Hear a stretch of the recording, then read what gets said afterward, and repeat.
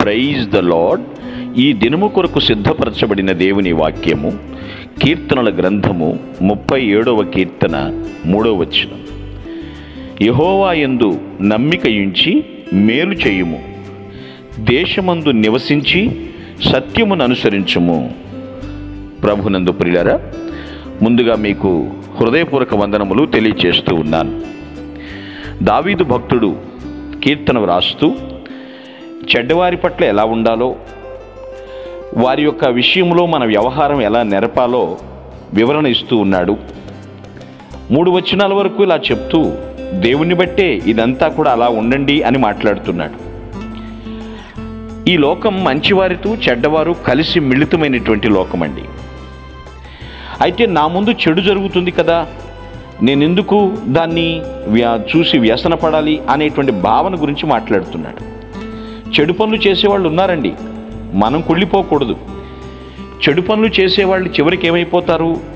పాడైపోతారని దేవుడు చెప్పాడు. అయితే మనం ఎలా ఉండాలి? వాళ్ళు అలా చేస్తున్నారు, వాళ్ళకన్నా నేను బెటరే కదా అని ఏదో సముదాయించుకుని సరిపెట్టుకుని జీవించమని కాదు. దేవుని యందు నమ్మిక ఉంచి మేలు చేయుము. ఎవరికి మేలు చేయాలండి? చెడ్డవారికి నేను మేలు చేయటం ఏంటంటారేమో. నిజమే కదా, నశించిపోతున్న ఆత్మ రక్షణ కోసం పరితపించాలి, ప్రార్థించాలి.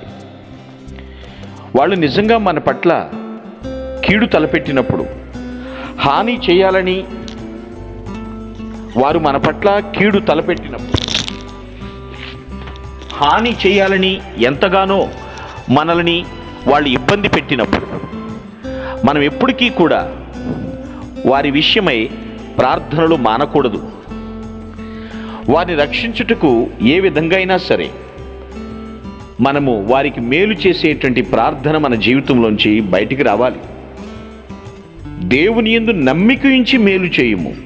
గ్రహించండి ప్రియులారా, మన నమ్మిక తప్పిపోకూడదు. మన నమ్మిక మనుషుల పట్ల కాదు. నమ్మకమునకు ఆధారమైనటువంటి ఆయన, నన్ను విశ్వసించేవారు కలవరపడరు, విశ్వసించేవాడు వీరోచితంగా పోరాడతాడు. మన విశ్వాసం ప్రభునందు. మేలు చేద్దాం, తరిగిపోయేదేమీ లేదండి. మేలు చేద్దాం. మేలు చేయుటకే ప్రభువు భూమి మీదకి వచ్చాడు. చెడ్డవారి విషయంలో కూడా ఒకే వాతావరణం ఉంది. ఇప్పుడు కేవలం మంచివాళ్ళు మాత్రమే గాలి పీల్చుటలేదు. మనం వ్యసన పడకూడదు, మత్సర పడకూడదు.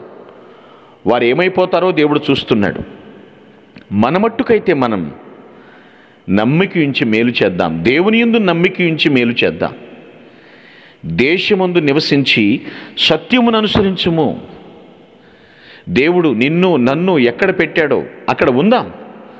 ఉండి సత్యమును అనుసరించుము. ఇక్కడ సత్యం అనగా అర్థం దేవుడు. ప్రభుని వెంబడిద్దాం. నేను వీళ్ళ మధ్య ఉండను. దాని అర్థం ఏమిటంటే ప్రియులారా, వారితో సహవాసం చేయమని, వారి పాడు పనులు వెంబడించమని కాదు అక్కడ అర్థం. నిన్ను ఎక్కడ పెట్టాడో దేవుడు అక్కడ ఉండి అక్కడ చెడు పనులు చేసేవారి రక్షణ కొరకు మనవంతు ప్రయాసం మనం చేయాలి. మేలు చేయుము, సత్యమును అనుసరించుము. ఎవరైతే సత్యమును అనుసరిస్తూ ఉంటారో అంత త్వరగా వాళ్ళు లోకం పట్ల ఎలా ఆకర్షితులు అవుతారండి? సత్యము స్వతంత్రులుగా చేస్తుంది. అది ఏ సమయాల్లో? అనేక మంది నీ మీద అపవాదులు మోపినా సరే నువ్వు సత్యాన్ని కలిగి ఉన్నావు కాబట్టి నువ్వు సతమతమైపోవాల్సిన పని లేదు. నిజం నీకు నిర్భయాన్ని కలిగిస్తుంది. నిజం నీకు నిబ్బరాన్ని ఇస్తుంది. సత్యమై ఉన్నటువంటి దేవుణ్ణి అనుసరించు. నేనే సత్యము అన్నాడు కదా ప్రభు. ఆయన్ని నమ్మిన వారు ఎవ్వరూ కూడా అనాథలైపోలేదండి. ఆయన్ని వెంబడిస్తున్నటువంటి వారు ఎప్పటికీ కూడా విరాజిల్లారే తప్ప ఎక్కడ కూడా వెలవెలపోయినట్లుగా లేదు. కాబట్టి వాళ్ళు అలా ఉన్నారు, వీళ్ళు ఇలా ఉన్నారు అనేటువంటి విషయాలు మాని, వాళ్ళు నువ్వు ఎంత చెప్పినా అలాగే ఉంటే గడ్డి వలె ఎండిపోతారని దేవుడే చెప్పాడు కదా. పచ్చని కూర వలె వాడిపోతారని కూడా చెప్పాడు కదా దేవుడు. సో కాబట్టి దుష్టుల మధ్య నువ్వు నివసిస్తున్నావేమో, దేవుని యందు నమ్మిక ఉంచి వాళ్ళ రక్షణ కోసం మేలు చేయి. ఆ ఆత్మల అగ్నిగుండం నుంచి తప్పించే పని మనకిచ్చాడు దేవుడు. దేశమందే నివసిద్దాం. మనం శాశ్వత దేశానికి వెళ్ళబోతున్నాం. ప్రస్తుతానికి దేవుడు మనల్ని ఎక్కడుంచాడో అక్కడే ఉంటూ సత్యమును అనుసరిస్తూ ఆ సత్యమును బట్టి సంతోషిస్తూ మన జీవితంలో దేవుడు చేసే అద్భుత కార్యాలు, మన ద్వారా దేవుడు చేసే ఆశ్చర్య కార్యాలు చూసి దేవుణ్ణి ఆరాధించుదుముగాక. మీ కొరకు ప్రార్థించుటకు మేమెల్లప్పుడూ సిద్ధం.